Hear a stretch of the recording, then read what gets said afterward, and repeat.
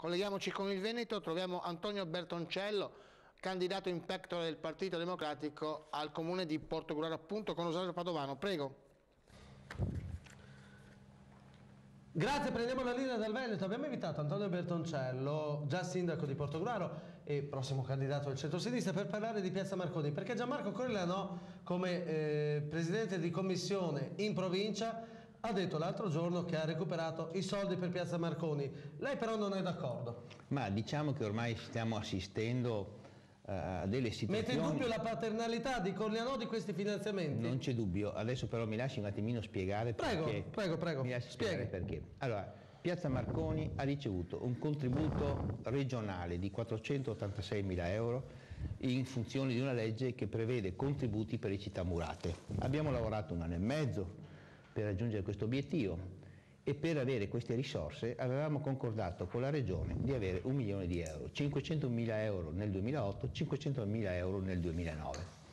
Questi soldi non sono stati possibili, non sono stati riproposti nei bilanci della provincia per effetto della mancata della vendita delle azioni SAVE.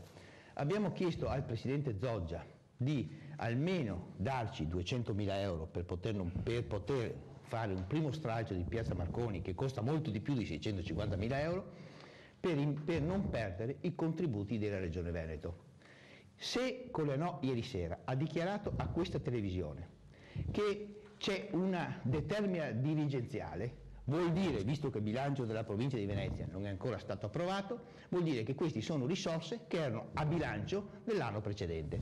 Io veramente sono... Quindi lei sta sostenendo che l'esponente del PDL, perché Corellano... Non solo lui. Del PDL... E chi anche? Ma voglio dire, anche Gasparotto sta dicendo che sta comunicando alla televisione e ai giornali che la Regione Veneto ha contribuito agli istituti superiori per circa 600-700 mila euro complessivamente, e sono soldi... Insomma, non sono soldi del centrodestra, sono soldi del centrosinistra. Allora, sono soldi che la Regione distribuisce per effetto di risorse che i cittadini di Portogruaro pagano attraverso l'IRPEF alla Regione Veneto, e che la Regione Veneto è obbligatoriamente obbligata, scusate il gioco di parole, a darli a Portogruaro. E comunque la competenza delle scuole superiori è della provincia di Venezia. Quello che è vero è che stanno ritardando gli investimenti sul commissariato, sull'Impolito Nievo e sulle piste ciclabili di Giussagolo Gugnana.